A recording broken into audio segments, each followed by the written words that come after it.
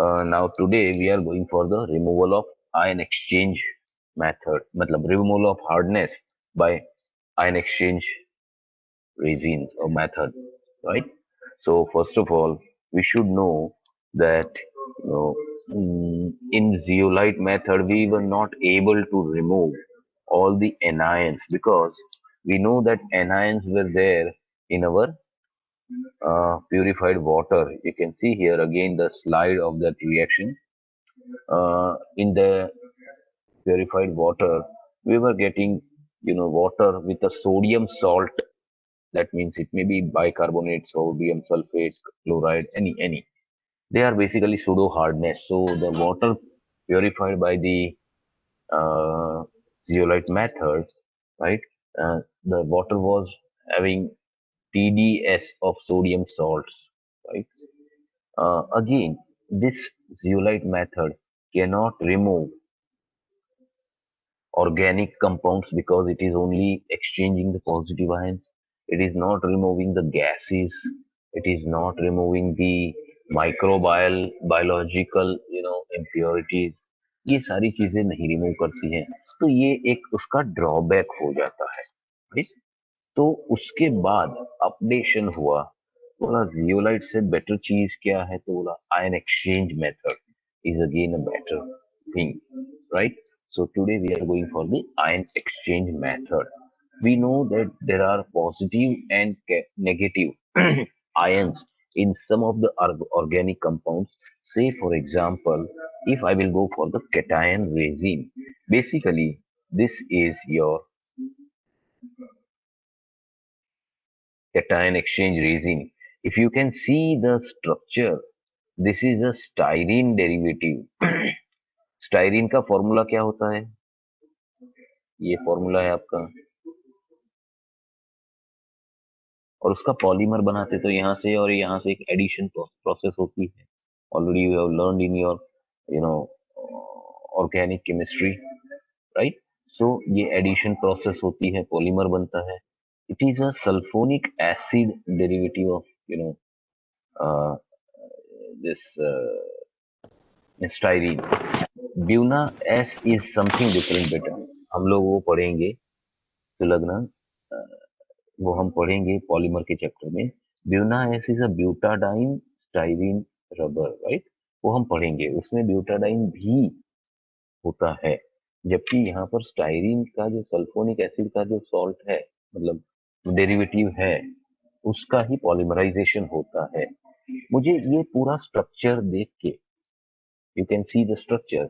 Can anyone tell me that in this whole structure क्या चीज replaceable है, उसको हम एक्सचेंज कर सकते हैं? कोई बता सकता है मुझे? SO3H sir. SO3H. और कोई बता सकता है मुझे कुछ? Double bond. डबल बॉन्ड तो बेटा है ही नहीं इसमें, तो अभी तो सिंगल बॉन्ड दिख रहा है.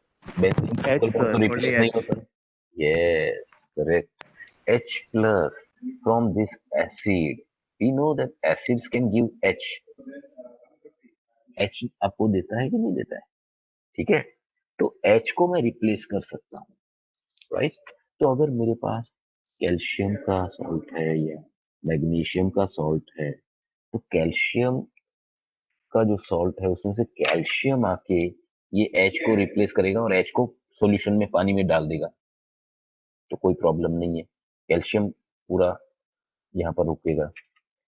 Similarly, you can see the anion exchange resin. Anion exchange resin में आप देखेंगे तो ये quaternary ammonium salt है basically. It is quaternary ammonium salt, but again, this is also a derivative of styrene. ये भी तो styrene का ही derivative है. देखिए आप, आपका बेसिक स्ट्रक्चर तो स्टाइरीन का ही है. ओके, सो ये स्टाइरीन का डेरिवेटिव है, लेकिन ये एसिडिक डेरिवेटिव है, ये बेसिक डेरिवेटिव है. So this derivative, in this derivative, अब तो आपको समझ में आ गया होगा कि अगर इसमें H रिप्लेसेबल है, H प्लस रिप्लेसेबल है, तो इसमें कौन सी चीज रिप्लेसेबल होगी? OH, OH minus. राइट? तो हमको तो वही चाहिए. हमको पॉजिटिव और नेगेटिव आयन रिप्लेसमेंट चाहिए, हमको दोनों चीजें मिल जाती है, ठीक है। So it is very good thing.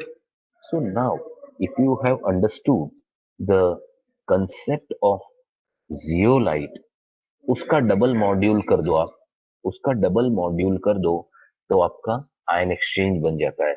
Let me share the slide of that figure.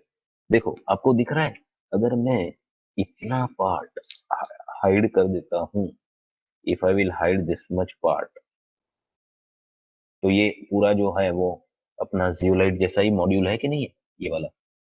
It is same almost, ठीक है, same almost. I am using the word it means थोड़ा सा चेंज है, ठीक है। सो याद रखिए इसको कि यहाँ पर मैं एक मॉड्यूल लिया, सेम एग्जैक्टली एज जियोलाइट, और उसको नीचे से जहां से पानी प्योर होके आ रहा था, वहां पर मैंने क्या कर दिया, एक दूसरा कनेक्शन लगाया और दूसरा मॉड्यूल लगा दिया। सिमिलरली सेम, मतलब ये similar type of module I have used. Okay, so in that case अगर हम देखते हैं तो पहले हम क्या यूज कर रहे हैं, केटायन एक्सचेंजर, फिर क्या यूज कर रहे हैं, एनायन एक्सचेंजर। तो इसका भी कुछ रीजन है जो मैं आपको बाद में बताऊंगा। मतलब हमेशा याद रखो, you have to use cation exchanger first and then anion exchanger, right. तो ये चीज वहां पर हमने जियोलाइट का बेड लिया था, यहाँ केटायन एक्सचेंज का बेड लेंगे और एनायन एक्सचेंज का बेड लेंगे, दोनों हो सकता है, ठीक है। तो इसमें से मेरा क्या होगा, जैसे मैं यहाँ से कैल्शियम क्लोराइड वाला पानी डाल रहा हूँ, तो यहाँ पर मेरा क्या रुक जाएगा, कैल्शियम प्लस टू यहाँ रुक जाएगा, और यहाँ से फिर क्लोराइड और एच निकलेगा, एसिड बनेगा, और यहाँ फिर मेरा क्लोराइड रुक जाएगा। तो अल्टीमेटली मेरा कैल्शियम और क्लोराइड दोनों मेरे क्या हो गए, रिमूव हो गए। तो मेरा काम हो गया, मेरा काम हो गया। दूसरी बात, we are not using any sodium salt here. So मेरा जो पानी यहाँ से फाइनली निकलेगा, ये this is my output, final pure water output है, ये प्योर वाटर का आउटपुट है। ये अगर मेरा निकल रहा है पानी, तो इसमें से मेरे कैल्शियम और मेरे क्लोराइड्स दोनों ही निकल गए हैं। इट मीन्स, मतलब calcium chloride, magnesium chloride, sulphate, bicarbonate, whatever the positive ions are there, they will be, you know, removed here and the negative ions will be removed here. तो मेरा काम तो बढ़िया सा हो गया, बहुत अच्छी बात है। माई वर्क इज ओवर, कि भाई सारा कैल्शियम और सारा मैग्नीशियम सारा यहाँ रुक गया कैटायन एक्सचेंज में, और एनायन एक्सचेंज में सारे नेगेटिव आयंस रुक गए। लेकिन प्रॉब्लम तो उसमें भी सेम आएगा, प्रॉब्लम तो इसमें भी सेम आएगा, कि जैसे अगर मेरे कैटायन एक्सचेंज में से सारे H प्लस खत्म हो गए, सारे H प्लस अगर खत्म हो गए मेरे, मेरी बात समझ आ रही है, तो क्या होगा, यहाँ फिर कैल्शियम को रिप्लेसमेंट करने की स्पेस नहीं मिलेगी, क्योंकि अंदर सारे कैल्शियम ही होंगे, सारे कैल्शियम ही होंगे। सो या मैग्नीशियम ही होंगे, जो भी होगा, because all the H plus ions will be replaced. Similarly यहाँ पर भी ऐसा होगा कि यहाँ से अगर मेरे सारे OH माइनस रिप्लेस हो गए, तो वहां पर सारे के सारे क्लोराइड सल्फेट ऐसे ही आयंस होंगे। So again similarly as in zeolite, जैसे after use for some few months zeolite bed जैसे डेड हो जाता है, मतलब कि कंज्यूम हो जाता है, तो वो जियोलाइट बेड फिर काम नहीं देता है। सिमिलरली अगर ये कैटायन एक्सचेंजर और एनायन एक्सचेंजर में से आपका H प्लस और OH माइनस आयन सारे निकल गए, तो वो काम में नहीं आएंगे फिर। मतलब कि मेरे anion exchanger and cation exchanger bed क्या होगा, दे विल बिकम डेड, मतलब उसकी एबिलिटी कैपेसिटी सब बंद खत्म हो जाएगी। अब क्या करेंगे, सिंपल सी बात है, जैसे जियोलाइट को रिचार्ज किया था, सिमिलरली आपको इसको भी रिचार्ज करना है। किसको, कैटायन एक्सचेंजर को और एनायन एक्सचेंजर को। But remember what we are going to recharge, we are going to recharge a whole anion exchanger, ये पूरा मैं रिचार्ज करने वाला हूं, यस और नो, यस और नो। मैं क्या करने वाला हूँ, किस चीज को रिचार्ज करूंगा, किस कैसे करूंगा, सिर्फ एच प्लस को। yes, no, we know there is no need to replace the full bed, we will only replace the H plus ions. And similarly in an anion exchanger we will replace the OH minus ions, जिसमें chloride, bromide, sulphate ये सारे आ गए, उसको निकालना है, right?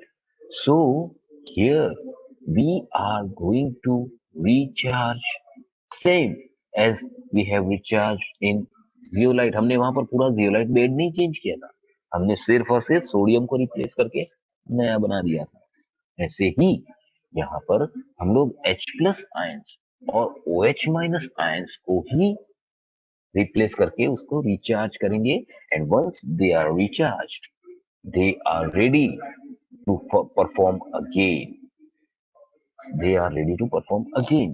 But the thing is, from where this H plus and OH minus ions हम लोग लाएंगे, तो सिंपल सा आंसर है इसका। क्या आंसर है इसका, एसिड में से आपको मिल जाता है H प्लस, और बेस में से या तो अल्कली में से आपको मिल जाता है OH माइनस। तो एसिड क्या क्या यूज कर सकते हैं, ध्यान रखो इसको, एसिड क्या क्या यूज कर सकते हैं, we can use HCl, we can use H2SO4, we can use HNO3, we can use HClO4, बहुत सारे, फिर acetic acid, formic acid,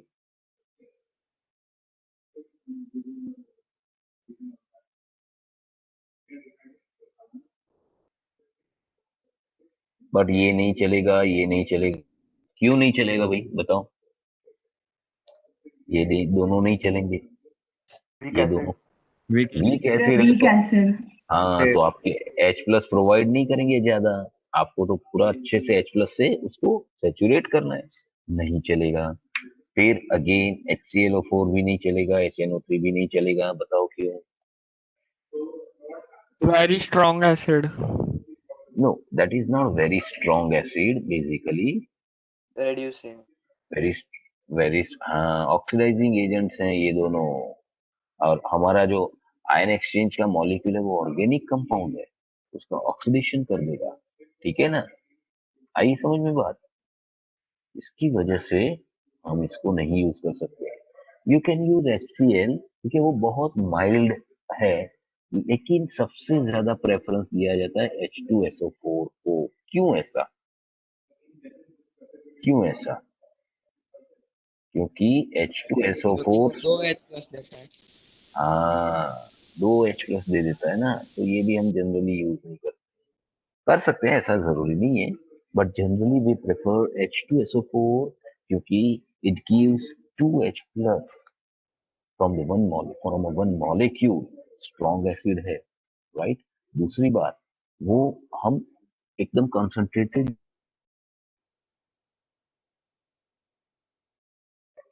right, सो इतना वो ये नहीं करेगा, H प्लस आयंस अच्छे से देगा, स्ट्रॉन्ग एसिड है इसलिए कोई प्रॉब्लम नहीं आएगी। सिमिलरली अगर मुझे यहाँ से बेस का रिचार्ज करना है, तो बेस का रिचार्ज में क्या क्या आएगा, KOH आ सकता है, NaOH आ सकता है, एमोनियम हाइड्रोक्साइड आ सकता है, ये सारे आ सकते हैं, लेकिन हम इसको यूज नहीं करेंगे, हम जनरली NaOH से करेंगे। KOH भी कर सकते हैं, लेकिन इसका यूज इसलिए नहीं करते कि KOH थोड़ा कॉस्टली होता है, पोटेशियम के सॉल्ट्स कॉस्टली होते हैं compare to sodium salts, right? So NaOH हम यूज करेंगे. So NaOH is your alkali, H2SO4 is your acid. Both will provide, H plus and OH minus ions. तो अभी इसका रिएक्शन देखते हैं क्या होता है. ये देखो, सबसे पहली बात तो ये है कि हम इस आयन एक्सचेंज को, इतना बड़ा स्ट्रक्चर तो बार बार लिखना मुश्किल होता है, तो हम इसको बोलेंगे RH. R stands for a whole organic structure and H stands for acidic H. Similarly, इसको हम क्या बोलेंगे, बिकॉज दोनों में styrene is a common molecule, तो इसको हम बोलेंगे ROH, शॉर्ट फॉर्म, क्योंकि इतना बड़ा स्ट्रक्चर लिखना मुश्किल है. लेकिन इसमें R जो है वो माइनस में है और ये प्लस में है, जबकि इसमें R प्लस में है और ये माइनस में है. ये डिफरेंस है, ध्यान रखना. तो आपको जब कभी भी रिएक्शन लिखने को आता है कि भाई आयन एक्सचेंज में इन्वॉल्व रिएक्शन लिखिए, जैसे सोडियम जी लिखते थे Na2C, वैसे ही इसका भी लिख सकते हैं. बट 1 मिनट, अगर आपको बोलते हैं कि आयन एक्सचेंज का स्ट्रक्चर बनाओ, लिखो what is the structure of cation exchange, आपको क्या लिखना पड़ेगा? ये पूरा स्ट्रक्चर लिखना पड़ेगा बेटा, ठीक है? उसमें फिर आप RH लिखोगे तो नहीं चलेगा. मैंने क्या बोला था, जियोलाइट का एकदम सेम ट्रैक पे चलने वाला है ये. जियोलाइट भी बहुत लंबा था ना, Na2O, Al2O3, NSiO, SiO2 and this H2O whatever. उसमें भी हम लंबा क्वेश्चन में नहीं लिखना चाहते थे, इसलिए हमने Na2Z ही लिखा था. बट जब आपको क्वेश्चन पूछा जाता है कि right the formula of zeolite, तो आप पूरा लिखोगे. Similarly you will write a full, this, क्या बोलते हैं,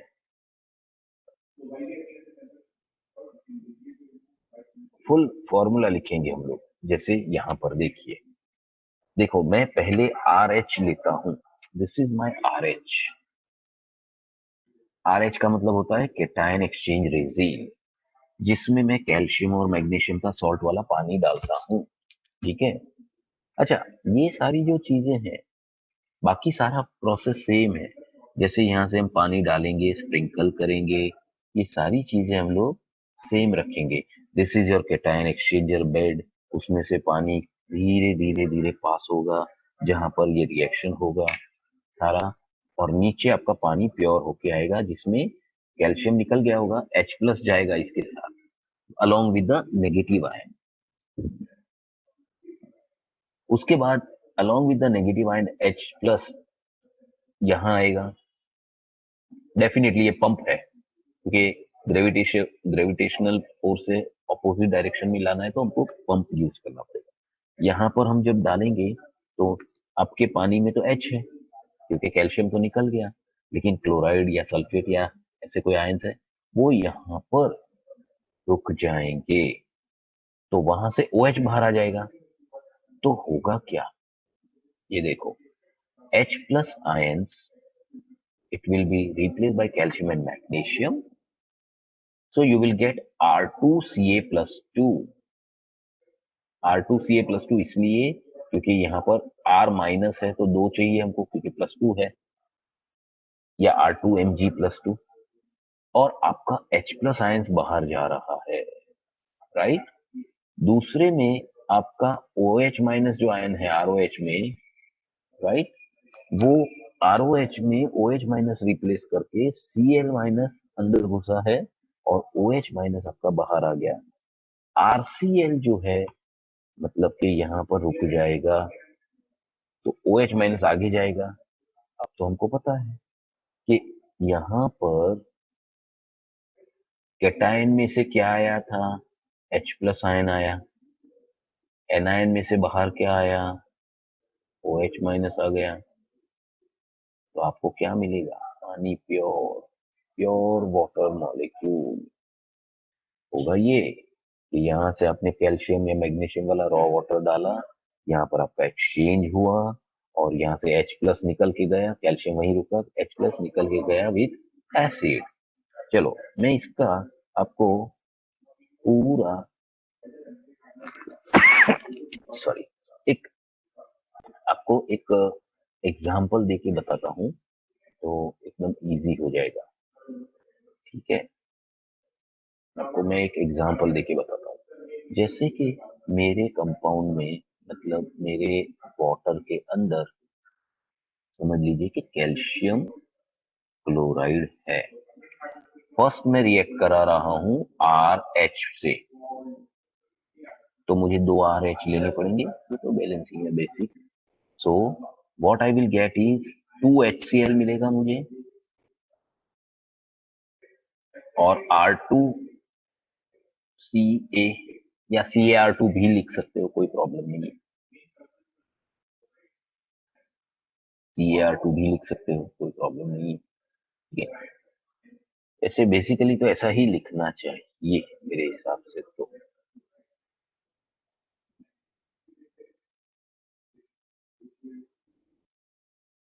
क्योंकि पॉजिटिव आयन हमेशा हम पहले लिखते हैं, राइट, CaR2, राइट। अब ये तो वहीं पर रुक गया। अब ये HCl वाला पानी जो कि आगे जाएगा, जो रिएक्ट करेगा किससे, OH से, तो HCl वाला पानी OH से रिएक्ट करेगा, तो क्या होगा, H और OH, तो यहाँ पर RCl बाहर आ जाएगा, मतलब वहीं पर रुक जाएगा, और बचा क्या आपका H और OH, वाटर मॉलिक्यूल।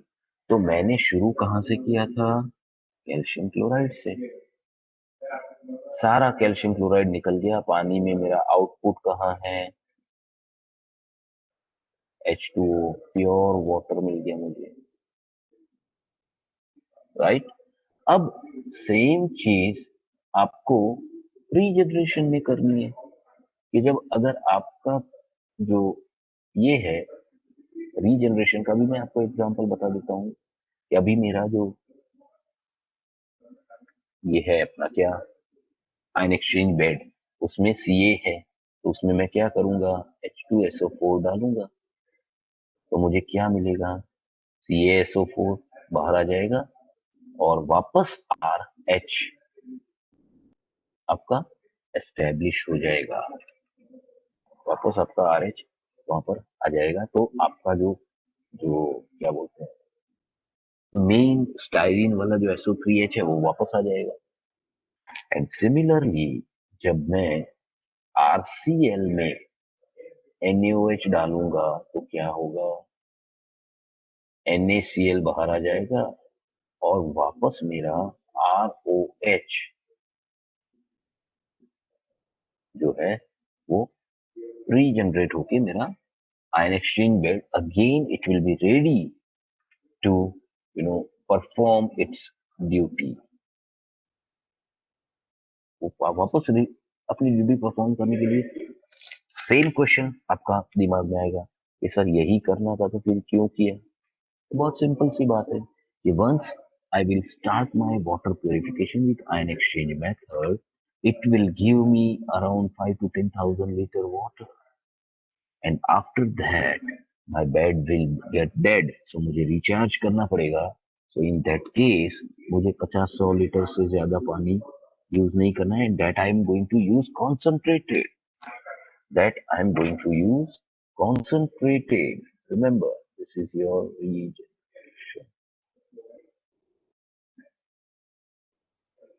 रीजनरेशन है ये आपका, ठीक है, रीजनरेशन है। यही चीज मैंने यहाँ पर दिखाई गई है कि RH plus plus calcium plus 2 RH R2Ca और CaR2, then ROH and Cl, RCl and OH, वापस ये दोनों मिलके आपका वापस इकट्ठा होके वाटर दे देंगे।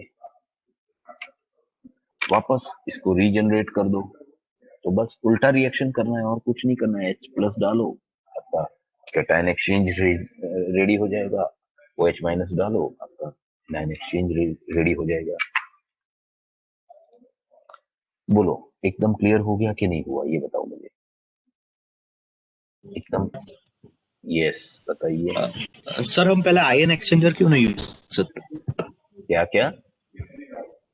एनायन हमने एक्सचेंज पहले पहले, हाँ हमने पहले कैटायन यूज किया, राइट? अब यस हम, मैं आ रहा हूँ उसके ऊपर, पहले मुझे ये बताओ कि इतना समझ में आ गया कि नहीं। मैं उसी पे आ रहा हूँ अभी, I am coming to that point only. पहले ये समझ में आ गया कि नहीं पूरा पूरा, ये बताओ मुझे। एकदम इजी, जियोलाइट एकदम क्लियर हो गया। अच्छा, इसमें भी वही ड्रॉबैक्स रहेंगे, क्योंकि अवर आयन एक्सचेंज रेजिन्स जो होंगे, they are also porous structure, so they are also porous structure, and because of that उसमें भी आप मडी वाटर नहीं डाल सकते हैं, कलर्ड वाटर नहीं डाल सकते हैं, राइट? सेकेंडली, बहुत हाईली एसिडिक बेसिक वाटर नहीं डालने का, क्योंकि ये ऑर्गेनिक मॉलिक्यूल्स हैं, तो ऑर्गेनिक मॉलिक्यूल्स का स्ट्रक्चर खराब हो सकता है, ठीक है? उसके बाद एक दो तीन चीजें ऐसी भी है कि जो हम लोग ने शुरुआत में डिस्कस की, वो भी कॉमन है इसमें, जियोलाइट में और इसमें भी। क्या? Zeolite cannot remove microbiological impurities, even ion exchange cannot remove microbiological impurities, zeolite cannot remove gaseous impurities, ion exchange भी gaseous impurities नहीं रिमूव कर सकता है, राइट? सो ये चीजें भी है। नाउ द थिंग इज कि आयन एक्सचेंज जो मेथड है उसका प्रिंसिपल क्या है? तो प्रिंसिपल है उसका, it is based on the principle of anion and cation exchange. The principle of this method is anion and cation exchange principle. जबकि जियोलाइट क्या है? सिर्फ पॉजिटिव आयन एक्सचेंज, नेगेटिव निकल नहीं रहा है उसमें से, and because of that sodium के सॉल्ट्स आपके पानी में आते हैं, उसका टीडीएस बढ़ता है, राइट? इसमें ये नहीं होता है। हाँ, इसका जो मेथड है वो आपका थोड़ा सा टीडीएस, या तो जो भी बोले हार्डनेस लेवल, जो भी बोलो आप, वो रखता है। जनरली 2 to 5 ppm का पानी मिलता है इससे। क्यों? क्योंकि ऑर्गेनिक मैटर्स नहीं रिमूव होती है, राइट? गैशियस मैटर रिमूव नहीं होती है इससे। तो ये कुछ ड्रॉबैक्स भी है इसके, लेकिन सबसे अच्छी चीज ये है कि वो अगर रिमूव नहीं होती है तो भी वो अराउंड 2 to 5 ppm के लेवल पे ही पड़ी रहती है, ज्यादा नहीं प्रॉब्लम आती है, राइट? लेकिन at the same time it is removing all positive and all negative ions, all positive and all negative ions, right? वो सबसे अच्छी बात है।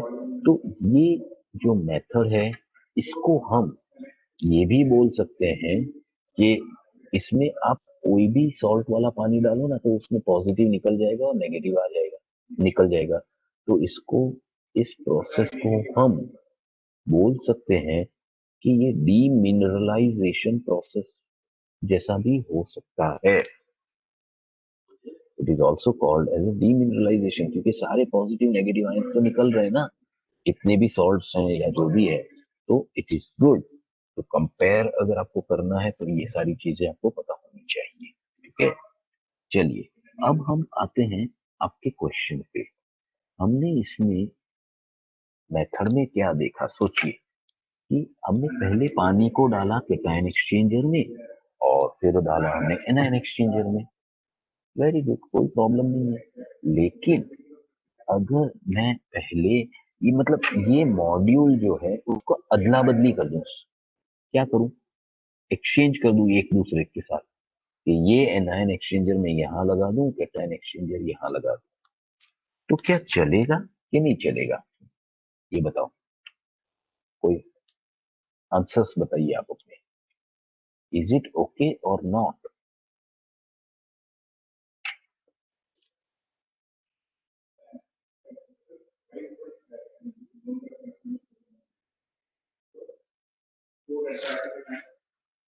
Yes, चलेगा या नहीं चलेगा, पहला तो आंसर यस और नो में बताइए। नहीं और चलेगा। दूसरा आंसर मुझे ये चाहिए कि अगर नहीं चलेगा तो क्यों, और अगर चलेगा तो क्यों।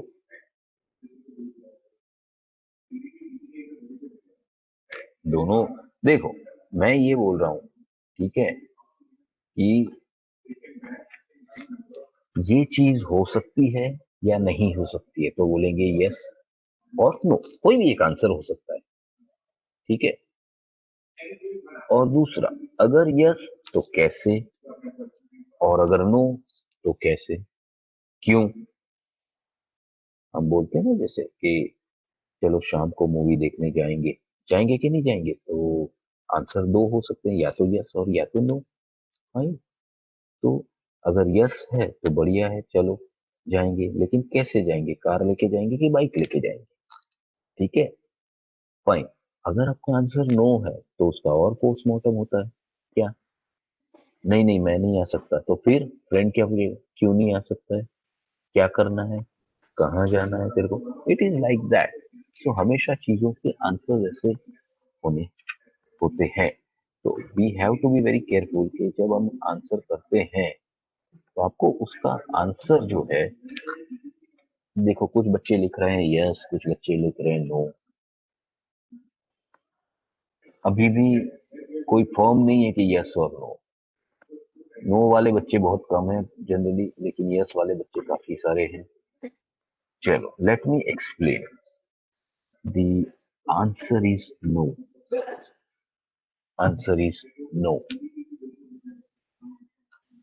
तो क्वेश्चन आपके सामने से आ जाएगा वापस, क्यों, कैसे, कितनी देर है? राइट। 10 बजे खत्म होंगे। हेलो, किसका ये माइक चालू है बेटा, बंद करो please. Yes, RCA2 and RC दोनों पीपीटी बन जाएंगे, नहीं वो तो ठीक है। सी देखो, ये चीज पीपीटी बन जाएंगे ऐसा मत यूज करो वर्ड, ये तो मैं समझाने के लिए बोलता हूँ। जस्ट एक्सचेंज ऑफ आयन होते हैं और वो इनसोल्यूबल हो जाते हैं, तो वहीं रुक जाते हैं, या समझ में आ रहा है, इट्स ओके। लेकिन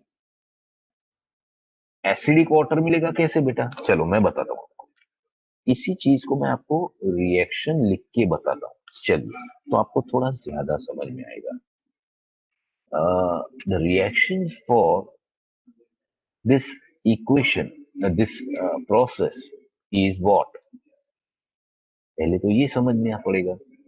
मेरे हिसाब से टेक्निकली अगर देखा जाए, टेक्निकली अगर देखा जाए, ठीक है, तो मेरे हिसाब से,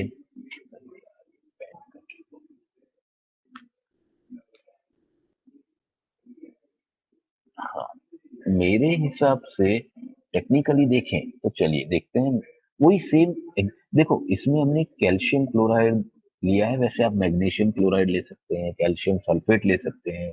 अकॉर्डिंगली यहाँ पर अगर सल्फेट लिया है तो HCl की जगह H2SO4 निकलेगा, it's okay.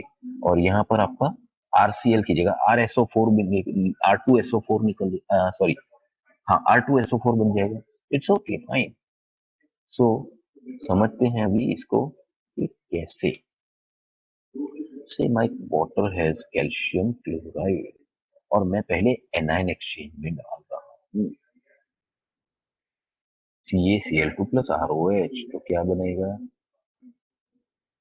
Twice RCl plus calcium hydroxide. ये तो आपका रुक गया, अब ये कैल्शियम हाइड्रोक्साइड आगे जाएगा।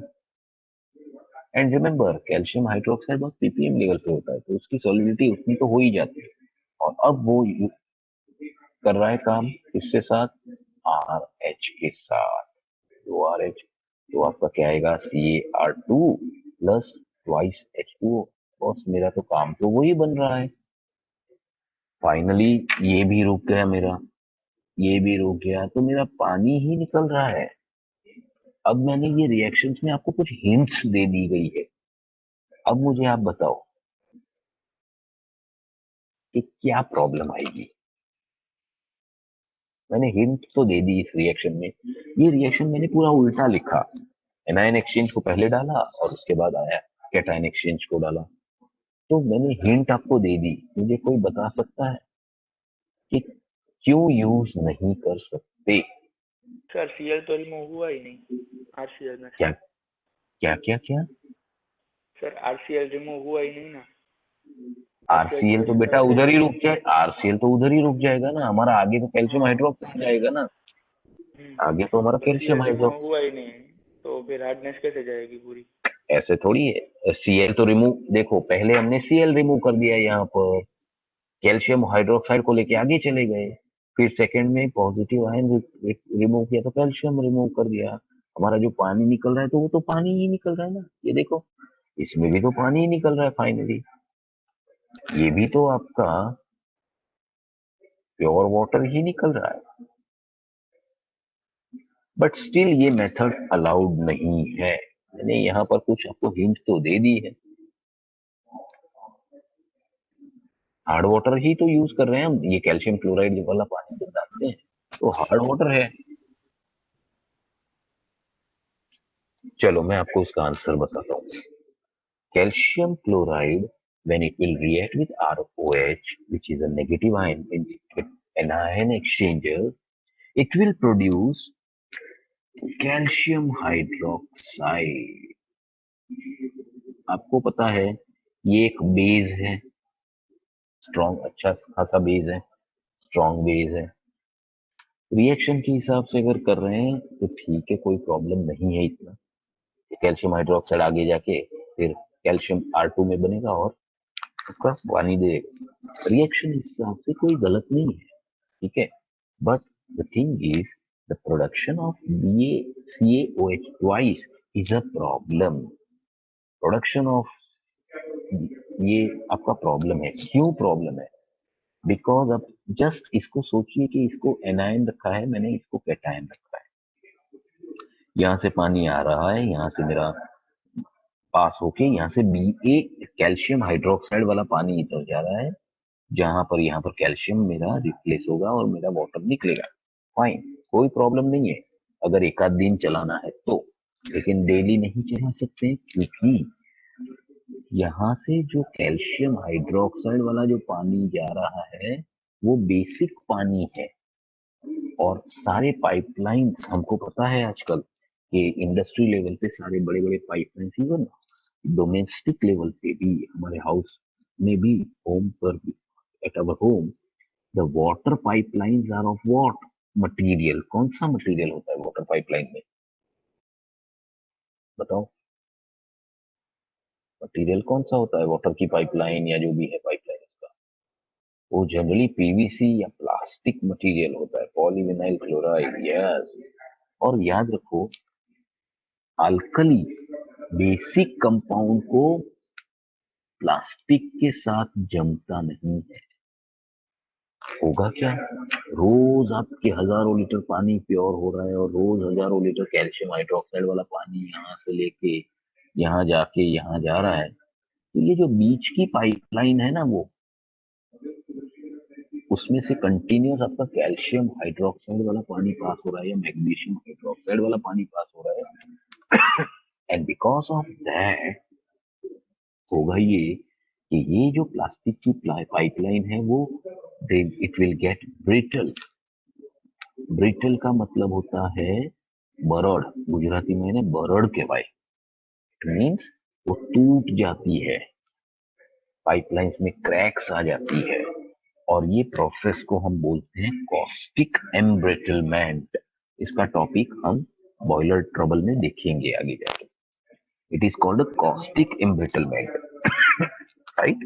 तो इसकी वजह से होगा क्या, ये आपका मेंटेनेंस बढ़ जाएगा। हर 15 दिन में पाइप टूट जाएगी, 10 दिन में पाइप टूट जाएगी, नई डालो, तो मेंटेनेंस बढ़ जाएगा, आपका काम सफर होगा और आपकी एफिशिएंसी कम हो जाएगी, क्योंकि उतना आउटपुट नहीं दे पाओगे, आपका इतना रिपेयरिंग रिपेयरिंग रिपेयरिंग करेंगे तो।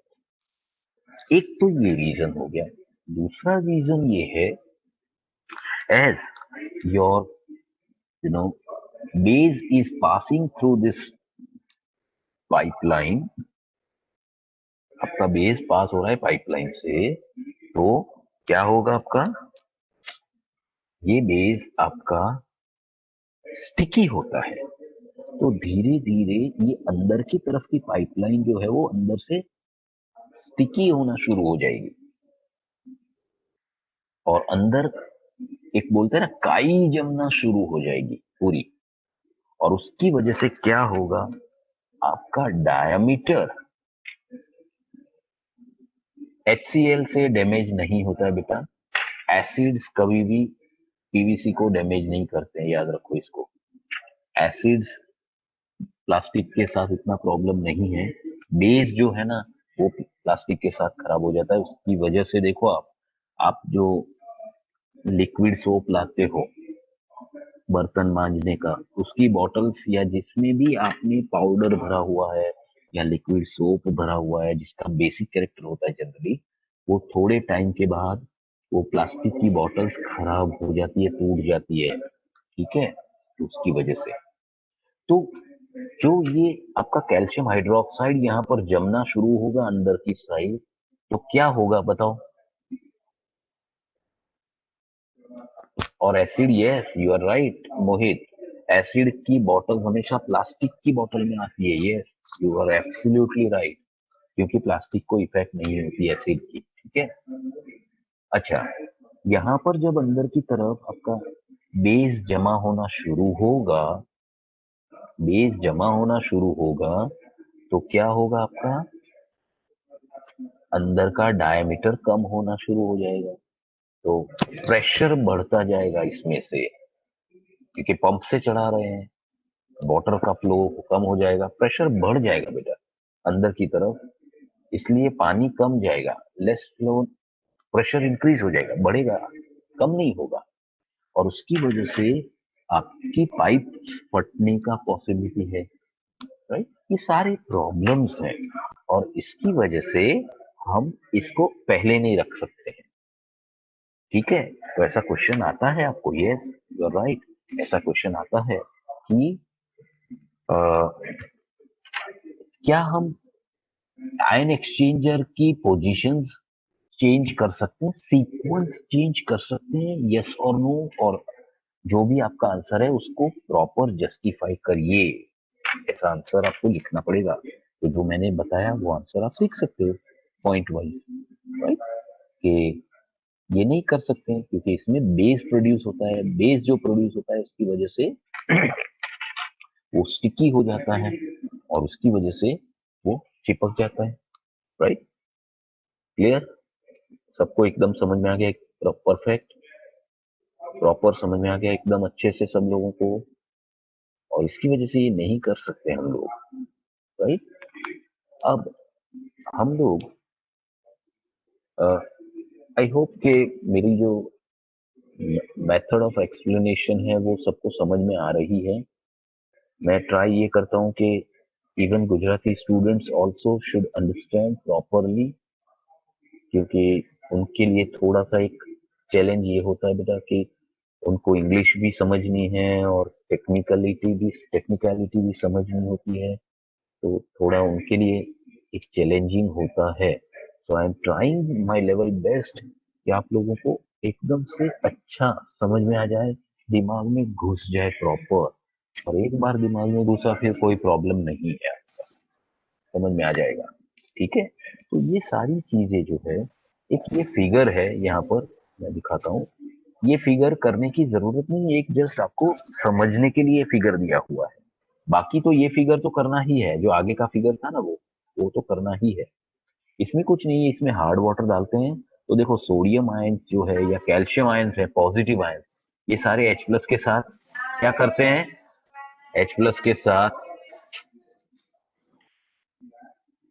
के साथ वो रिप्लेस हो जाते हैं, देखो कैल्शियम को बाइंड करके वो यहीं रुक जाते हैं कैल्शियम आयन, और H प्लस जो है वो आगे चले जाते हैं along with the negative ions like chloride, sulphate, ठीक है। और वो वापस फिर यहाँ से जाएंगे।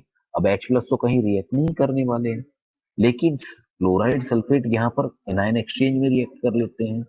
तो ये देखो, ये यहाँ रुक जाते हैं, यहाँ से जो OH माइनस है उसको आगे जाने देते हैं निकाल के। तो यहाँ से H प्लस और फिर यहाँ से OH माइनस दोनों मिला के आपका DM वाटर मिल जाता है। That is called de mineral water और demineralised water. That is the reason why this method is known as ion exchange as well as demineralization of water भी बोला जाता है, क्योंकि इसमें even sodium, potassium, calcium, magnesium, ion, aluminium सारी चीजें remove हो जाती है, पॉजिटिव और नेगेटिव भी सारे आयंस रिमूव हो जाते हैं। That is the best advantage of this method. हाँ, तो इसके डिसएडवांटेजेस भी हमने डिस्कस किए और एक दो देख लेते हैं। यस, ये डीमिनरलाइज्ड वाटर डिस्टिल्ड वाटर जैसा होता है? No, demineralise water distil water नहीं होता है बेटा। वो मैं जब आरओ पढ़ाऊंगा तो मैं पूरा समझाऊंगा उसको, ठीक है। वो सारे वाटर के अलग अलग टाइप्स हैं, वो मैं उस टाइम पे लूंगा तो आपको एकदम क्लियर हो जाएगा, ठीक है, वो मैं बताऊंगा। सो इसके और कुछ दो तीन डिसएडवांटेज है आरओ के, क्या? तो डेफिनेटली कैपिटल कॉस्ट ज्यादा होगी, क्योंकि इसमें 2 मॉड्यूल इंस्टॉल करने हैं, राइट। तो डेफिनेटली थोड़ी कैपिटल कॉस्ट बढ़ेगी, लेकिन बाद में तो अच्छा ही है।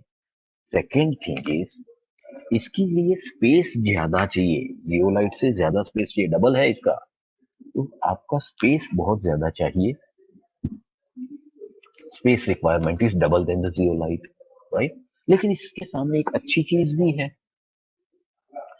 कि इसमें पॉजिटिव नेगेटिव आयन रिमूव हो रहे हैं, राइट। लेकिन केमिकल्स यूज करने पड़ रहे हैं हमको, हैजार्डस थोड़ा सा, एसिड एंड बेस।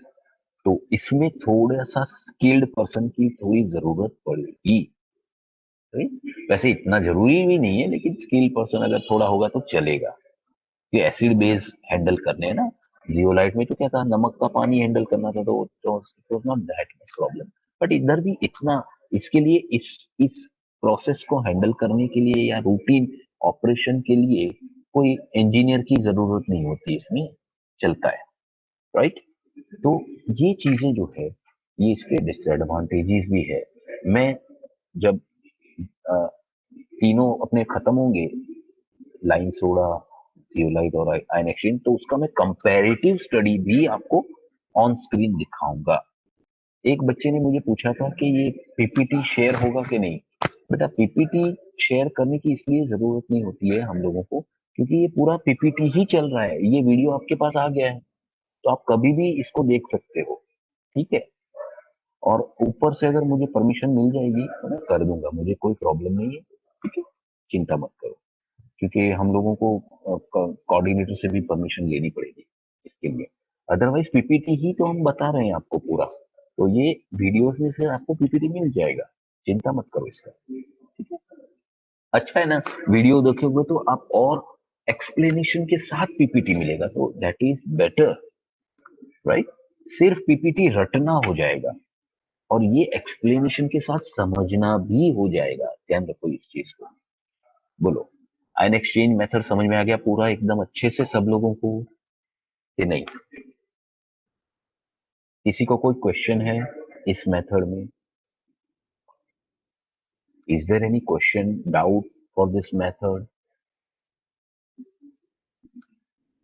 चलो अच्छी बात है, आपका इसके बाद का भी लेक्चर होगा। But before we go, before we log out, let me tell you, हम लोग कल ये जियोलाइट हमने जो पढ़ा उसके ऊपर बेस्ड कुछ न्यूमेरिकल्स करने वाले हैं, right, first half an hour में। और बाकी का जो बचेगा टाइम, उसमें हम लाइम सोडा का मेथड करेंगे, ठीक है। सो ये चीजें हम लोग करने वाले हैं, ओके। तो please can you show reverse ion exchange chemical reaction? ठीक है, ये रहा रिवर्स आयन एक्सचेंज, ओके। ये कुछ नहीं है, वही है, जैसे ये है आपका ये रीजनरेशन कर रहा हूं, तो वैसे ही करना पड़ेगा, कुछ नहीं। जैसे मेरा RCl है, उसमें मैं क्या डालूंगा, NaOH, तो क्या बनाएगा, ROH प्लस NaCl। और दूसरा था CaR2 plus HCl, sorry H2SO4, तो क्या बनाएगा, 2RH बनाएगा और CaSO4 बनाएगा।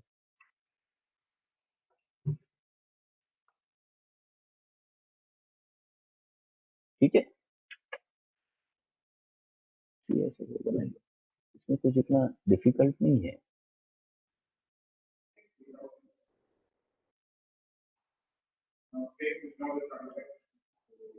सेम ही रिएक्शन होता है, रिएक्शन में कोई फर्क नहीं आएगा, इसमें रिएक्शन में कोई फर्क नहीं आएगा आपका। और इसमें भी ऐसा ही है कि आपका 5-10 हजार लीटर पानी के बाद आपको 50-100 लीटर एसिड बेस से इसको रीजनरेट करना है, तो इतना तो अफोर्ड कर ही सकते हैं। Once it is regenerated again it is ready to deliver the 5 to 10,000 liters water, pure water. It's good. Okay, so uh, with this let me stop this sharing, और आई होप आप लोगों को chemistry में मजा आ रहा है। मैं try करता हूँ कि बच्चों को एंजॉय करे, थोड़ा समझ ले, इंटरेस्ट ले। और कुछ बच्चे नए भी आए हैं, ठीक है। आज आई आई होप कि आज सब बच्चों को लिंक मिल गया है, आई होप कि सब लोगों को लिंक मिला हुआ है। और SO4Cl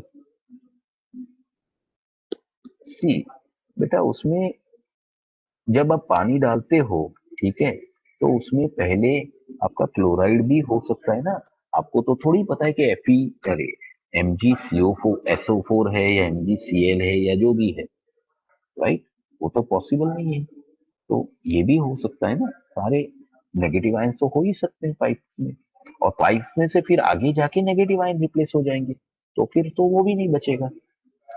समझ में आ रहा है, क्योंकि फर्स्ट में तो आपका सिर्फ पॉजिटिव आयन रिमूव हो रहा है, तो H+ ही निकलेगा, लेकिन साथ में नेगेटिव आयन तो रिमूव नहीं हुए ना, तो उसके बाद नेगेटिव आयन भी तो जाएगा उसके साथ ही, फिर जाके एनायन एक्सचेंज में वो वहां पर रिप्लेस हो जाएगा। तो definitely in the pipeline between the two modules definitely H+ और बाकी के अदर एनायंस होंगे ही होंगे, H+ ओनली नहीं होगा। I hope you understood, right?